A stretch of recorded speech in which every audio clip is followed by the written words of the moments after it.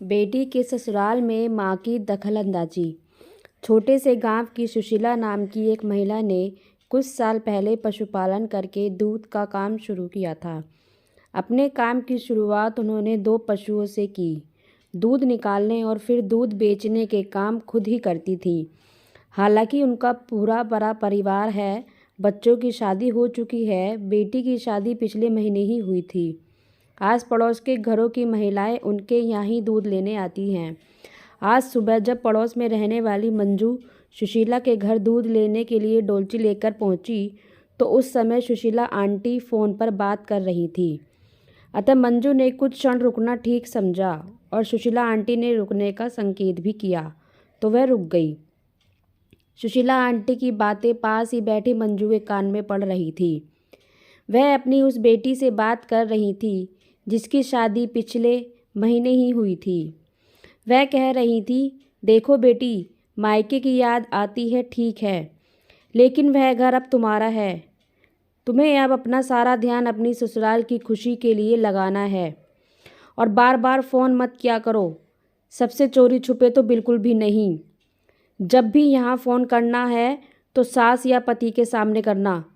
पति की खुशी में ही पत्नी की खुशी होती है। तुम अपने फ़ोन पर मेरे फ़ोन का इंतज़ार कभी मत करना।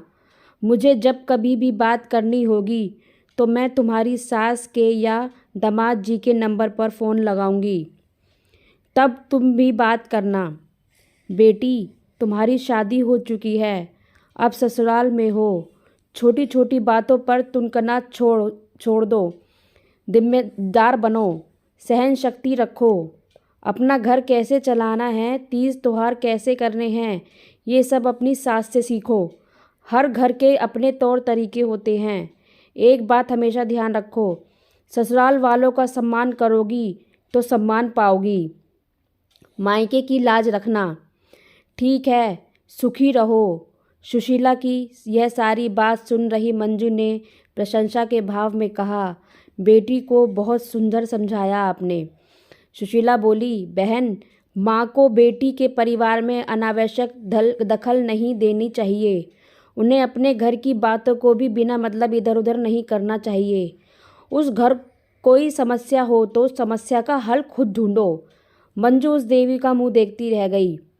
सभी माँ को इसी तरह से सोचना चाहिए ताकि बेटी अपने घर को खुद का घर समझे और उसके घर में खुशहाली आए। सही कहा किसी ने, कभी कभी एक बेटी का घर टूटने में उसकी माँ का हाथ होता है। तो माँ को अपनी बेटी को सुशीला की तरह ही सीख दे तो बेटी का घर बच सकता है। तो फ्रेंड्स, अगर ये कहानी अच्छी लगी हो तो लाइक, शेयर, कमेंट्स करें और चैनल को सब्सक्राइब करें। Thank you.